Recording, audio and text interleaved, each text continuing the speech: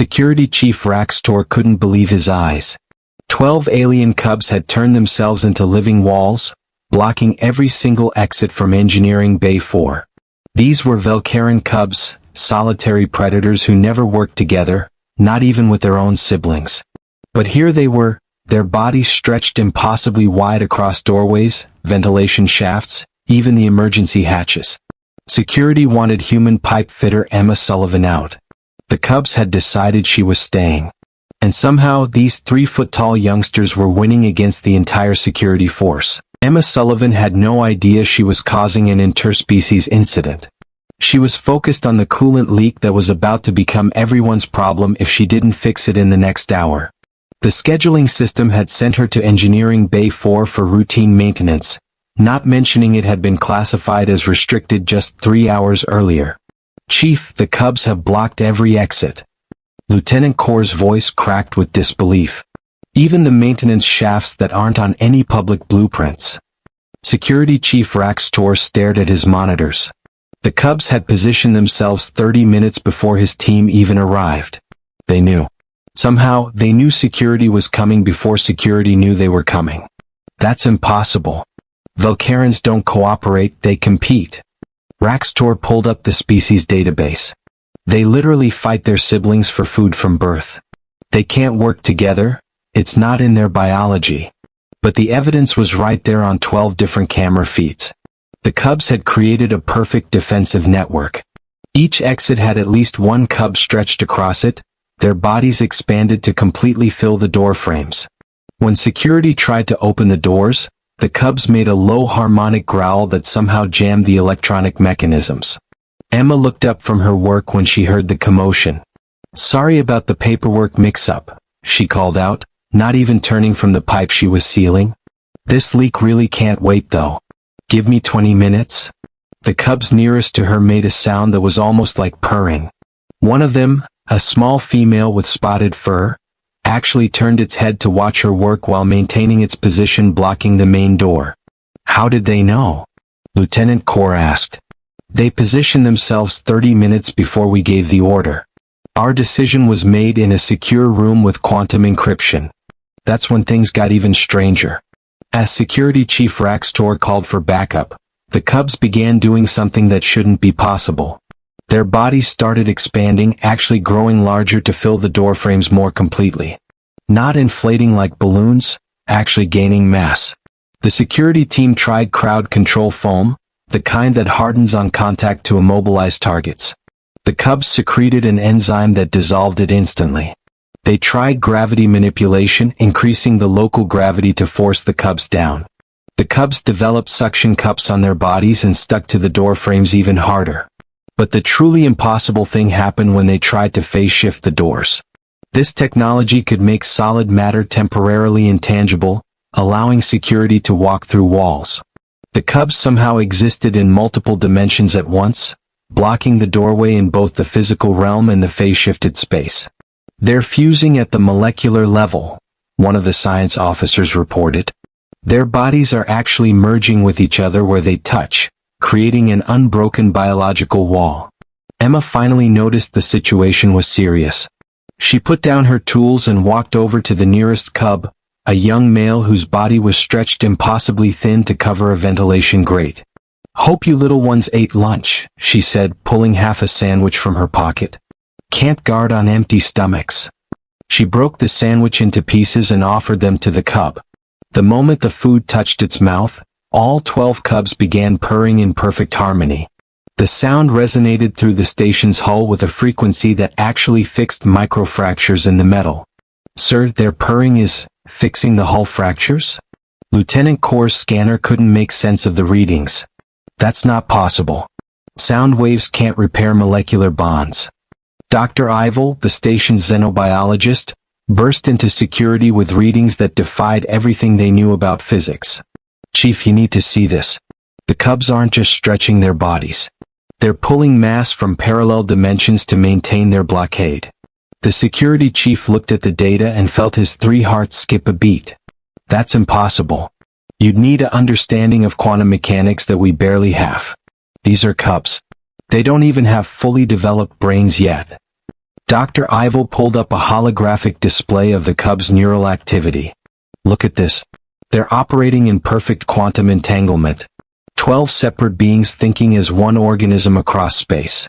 Velkarans are neurologically incapable of hive mind behavior, but these cubs have achieved it through. I don't even know what to call it. Emma had gone back to her repair, occasionally talking to the cubs as she worked. You know, you little troublemakers remind me of my brother's kids back on Earth. Always getting in the way but always in the right place when you need them. The cubs' purring intensified, and their bodies seemed to shimmer with an energy field that the scanners couldn't identify. Dr. Ivel tried every scientific intervention she could think of. Phase shift technology designed to make them intangible only caused them to exist in multiple dimensions simultaneously. They were now blocking exits across parallel realities. Attempts to teleport them resulted in them somehow remaining in place while also appearing at the teleport destination, creating cubs that existed in two places at once. They exist in multiple dimensions now, Dr. Ivel said, her voice filled with awe. They're blocking exits we haven't even built yet. I'm detecting their presence in theoretical doorways that only exist in planning documents. Emma took a break from her work and sat down near the spotted female cub. I've been feeding these little ones for weeks during my lunch breaks, she explained to no one in particular. They were so territorial at first, fighting over every scrap. Had to teach them to share. Territorial babies need to learn cooperation, you know? That's when Dr. Ivel's equipment registered something that changed everything. Dr. Love just gave them access to physics we don't understand. Their emotional bond with Emma has somehow given them access to higher dimensional physics. They're not just blocking doors, they're manipulating space-time itself. Alarms screamed throughout the station as Station Commander Holt arrived with diplomatic security. 3 species ambassadors were with him, and none of them looked happy. This human's presence violates 17 treaties, Commander Holt announced. She must be removed within the hour or we face an international incident. The cub's response was immediate and impossible. They created a biological dome around the entire engineering bay. Their bodies stretched and flowed like liquid while maintaining solid strength, covering the walls, ceiling and floor. It should have killed them. The energy required would drain 100 adult Velkarans. But the cubs seemed to be pulling energy from somewhere else, possibly from other dimensions. Velkaran Ambassador Kretok was summoned to order his species cubs to stand down. The 8-foot-tall predator entered the security center with confidence that evaporated the moment he saw the monitors. Order them to move, Commander Holt demanded. Ambassador Kretok approached the engineering bay and spoke in his species' commanding frequency. The cubs didn't even acknowledge him. He tried again using the biological override that all Velkaran parents had over their young. Nothing. The cubs have evolved beyond our authority, the ambassador said, his voice filled with something between fear and wonder. They answer to something higher now. Emma finally learned about the eviction order. What? Oh no, I'll leave. I don't want trouble. She gathered her tools and tried to exit, but the cubs gently prevented her. They didn't hurt her or even restrain her. They just made it impossible for her to reach any exit, their bodies flowing to block her path while maintaining the seal on all doors. Why won't you let me go, babies? Emma asked, confused and a little hurt. That's when text began appearing on the cub's skin. In multiple languages simultaneously, English, Velkaran, Galactic Standard, and dozens of others, the same message appeared: Emma stays or station breaks. 40 minutes to military intervention, Commander Holt announced. And 30 minutes until the coolant system fails without her repair. Your choice, creatures. The adult Velkarans arrived, 6 massive predators each capable of tearing through steel. But when they tried to pass through their own cubs' blockade, they found themselves unable to move them. The cubs had somehow made themselves immovable even to their own species. This is impossible, one of the adults said. They're our offspring. We should be able to. They're not your offspring anymore, Dr. Ivel interrupted. There's something new. Something we've never seen. They've evolved beyond their species in a matter of hours. As military forces prepared to breach, Emma made a discovery that would redefine everything they understood about the Cubs' behavior. She had finally fixed the coolant leak and was checking the system when she found something terrifying. "Oh my God," she breathed. "If I had left when security first arrived, this coolant system would have exploded." The leak was feeding back into the main reactor. It would have. Dr. Ivel ran the calculations. 3,000 casualties.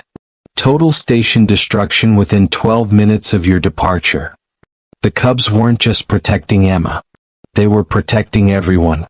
The revelation changed everything. The Cubs revealed they had developed temporal perception. They could see all possible futures simultaneously.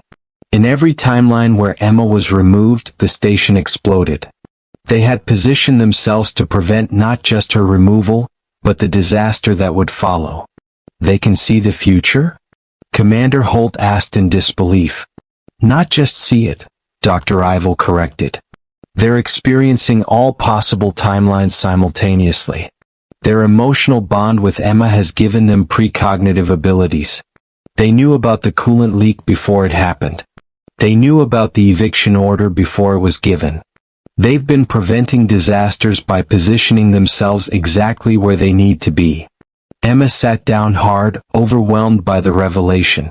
"I've been treating them like my younger siblings back on Earth," she said quietly. "Every day at lunch I'd tell them stories about my family.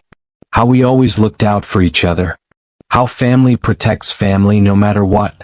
I never thought they'd take it so literally." The Cubs began displaying holographic projections from their skin, another impossible ability. The images showed 17 different timeline collapses they had prevented by keeping Emma exactly where she needed to be. 17 disasters, thousands of lives, all saved by blocking a few doors. "They're not defying us," Commander Holt said slowly. "They're saving us from ourselves." Emma suddenly realized something and tears filled her eyes. "You haven't eaten, have you? You've been holding these positions for hours without food. Oh babies, you beautiful, stubborn babies." The Cubs flickered between dimensions as they tried to comfort her while maintaining their blockade. Their love for her was so strong it was literally bending reality. "In every timeline where you leave, everyone dies," text appeared on all their bodies simultaneously. "We see all. We prevent all. Family protects family." The authority representatives witnessed something that would change galactic law forever. Predator Cubs choosing starvation to protect not just one human but thousands of lives. News of the exit guards spread across the galaxy within hours. Emergency committees convened on every world with human workers. Reports flooded in from dozens of stations. Predator Cubs were blocking exits to keep humans in critical positions, preventing disasters through precognitive protection. The Galactic Council convened the largest emergency session in 300 years. Emma was brought before them, still in her work clothes with grease under her fingernails. She stood before representatives of 100 worlds, all demanding an explanation. "I just treated them like family," she said simply. "Shared my lunch. Taught them that sometimes the most important job is standing in the right place at the right time. Like when my little brother stood in the doorway to keep me from running into traffic when I was 5. Sometimes love means being unmovable." The Cubs demonstrated their evolution to the Assembly. They created a real-time galactic protection network, their quantum-entangled consciousness allowing them to coordinate disaster prevention across light years. A Cub on one station could sense danger on another station 1,000 light years away and warn their counterpart instantly. "The Sullivan Protocol," the Council President announced after a unanimous vote. "Cubs are granted authority to override evacuation orders when protecting against temporal disasters. They see what we cannot. They prevent what we don't know is coming." Emma was offered positions as Temporal Safety Coordinator across the galaxy. She turned them all down. "The Cubs know where I need to be better than any computer," she said. "I'm staying a pipe fitter. That's where I'm needed." The Velkaran ambassador made a historic announcement. Our species has been solitary hunters for 1,000,000 years. But these cubs have shown us something better. We are restructuring our entire society. From now on, Velkarans will be protective guardians. Our cubs learned that standing together is stronger than standing alone. Statistics poured in from across the galaxy. Stations with human cub bonds had prevented 400 disasters through precognitive positioning. Wars had been avoided when cubs blocked the right doors at the right moment. Economic collapses had been prevented when cubs kept specific workers at critical posts. 6 months later, Engineering Bay 4 had become the most important room in the galaxy. Now called the Guardian Gates Training Center, young beings from every species came to learn from the original 12 cubs. The cubs had evolved far beyond their original forms. They existed simultaneously in multiple dimensions, able to create solid barriers from thought alone. Their love for Emma had unlocked capabilities that shouldn't exist in three-dimensional space. Emma continued her pipe-fitting work, but now with an escort of cubs from 50 species. They positioned themselves throughout the station like a living safety network, preventing disasters before they could begin. Family stands where family is needed, Emma would tell visitors who came to observe the phenomenon. The cubs understood this better than anyone. The original 12 had developed new abilities that defied understanding. They could create solid walls from air molecules. They could exist in past, present, and future simultaneously. They could block not just physical exits but metaphorical ones, preventing bad decisions and timeline collapses by standing in the way of poor choices. The cubs had created a universal early warning system. Their bodies would change color to indicate timeline dangers. Red meant immediate intervention needed. Blue meant future problem developing. Green meant all timelines safe. The station had become a living, breathing safety system. "We exist in all dimensions now," the spotted female cub explained to a group of younglings, her voice having developed from purrs to complex speech. "We block disasters that haven't been imagined yet." The transformation spread throughout known space. Exit Guardian became the most honored position among young predators. Competitions arose to see who could prevent the most disasters through strategic positioning. The record holder was a young Crithian who prevented a galactic core collapse by blocking a single maintenance hatch at exactly the right moment. "One blocked hatch saved 12 billion lives," became the motto of the Exit Guardians. Position matters more than power. Emma had developed her own philosophy that guided the movement. "Every blocked door is a choice," she would say. "A choice to stand firm when standing firm is needed. A choice to be unmovable when movement would bring disaster. A choice to protect by refusing to let harm pass." 3 wars had been prevented simply by cubs blocking the right doors at the right times. A diplomatic disaster was avoided when cubs prevented angry ambassadors from entering a room until they had calmed down. A plague was stopped when cubs blocked a single infected individual from boarding a transport, sensing the disease before any scanner could detect it. 1 year after security tried to remove her, Emma stood in the same Engineering Bay 4 for a ceremony she never expected. The room had been transformed into a shrine to protective love. The exits once blocked by cubs now had plaques describing the disasters prevented. Offerings from species whose worlds had been saved decorated the walls. Emma received the Dimensional Guardian Medal, the highest honor the galaxy could bestow. True to form, she accepted it while simultaneously fixing a pipe. "Work doesn't stop just because there's a ceremony," she said, tightening a valve. "Pipes still need fitting." The original 12 cubs, now existing partially in higher dimensions, demonstrated their ultimate evolution. They had learned to block not just physical spaces but bad decisions themselves. When someone was about to make a catastrophic choice, the cubs could somehow stand in the way of the decision itself, preventing the thought from becoming action. Commander Holt, who 1 year ago had demanded Emma's removal, publicly apologized.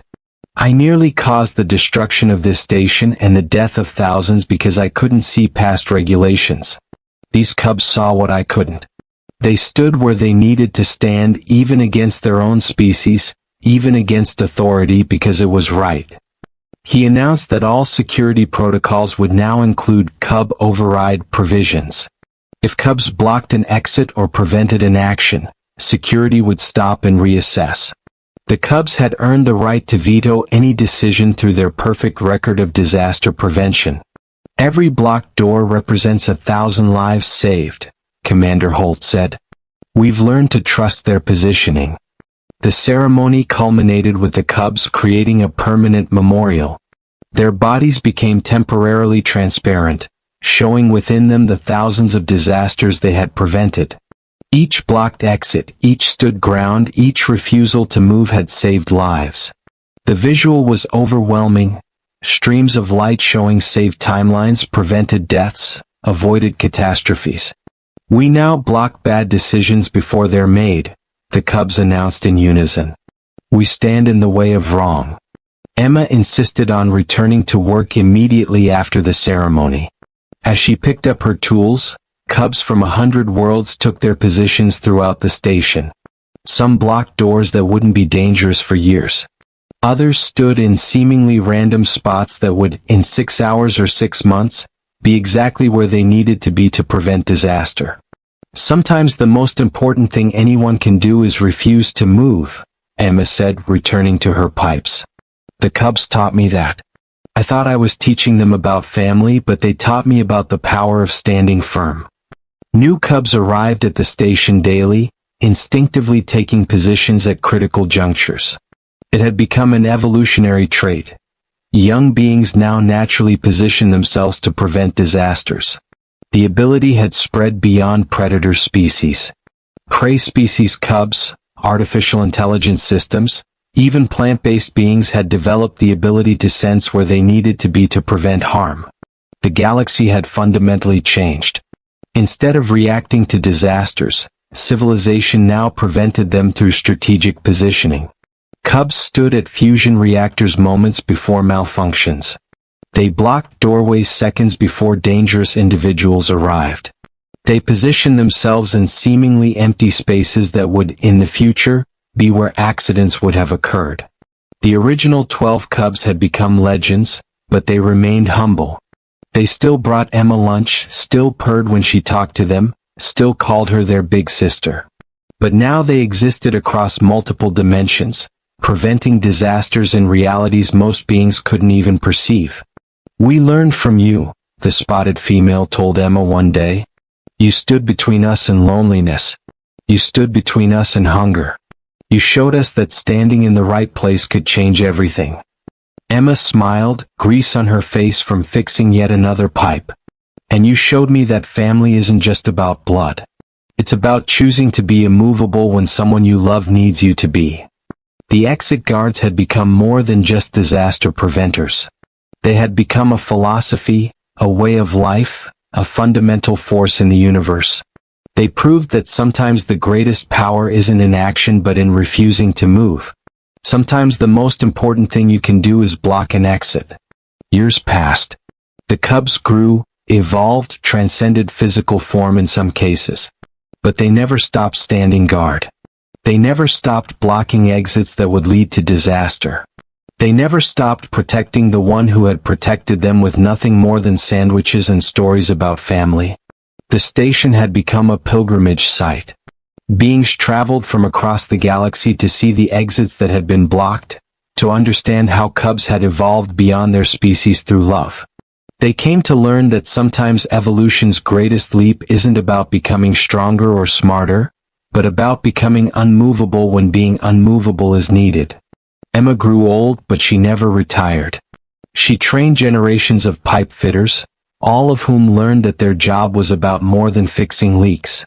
It was about being where they were needed, when they were needed, and sometimes refusing to leave even when ordered. Every pipe I fix is an exit I'm blocking, she would tell her students. An exit for water, for gas, for coolant. And sometimes blocking that exit saves lives. The cubs who had learned from her taught the universe that protection wasn't about fighting off threats but about positioning yourself to prevent them.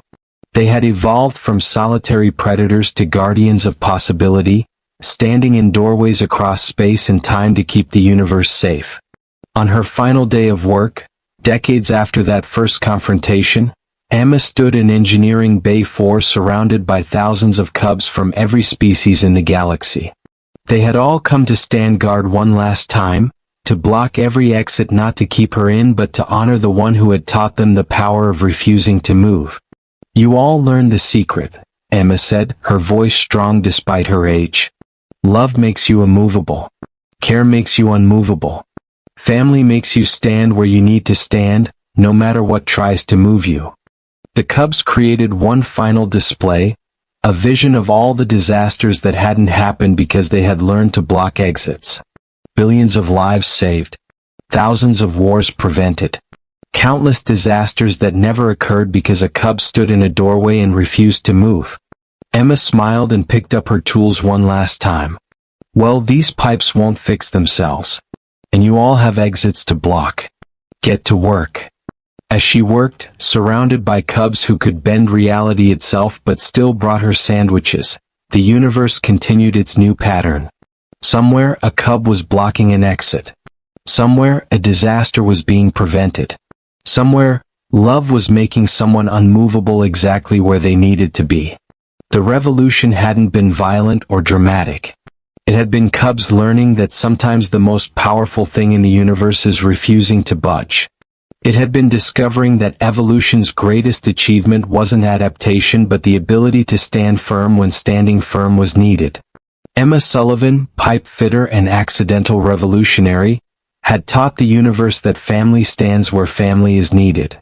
And the universe, through millions of cubs standing in doorways across space and time, had listened.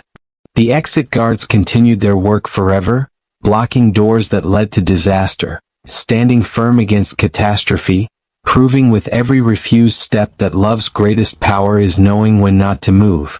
Because sometimes, the most important thing anyone can do is block an exit. The cubs knew this. Emma knew this. And now the entire universe knew it too. Every blocked door was a life saved. Every unmovable cub was a disaster prevented. Every refusal to leave was an act of love. And in Engineering Bay 4, where it all began, the plaques on the walls told the simple truth. Here, cubs learned that family doesn't move when family is needed. Here, exits were blocked that saved worlds. Here, love made the universe immovable in all the right places.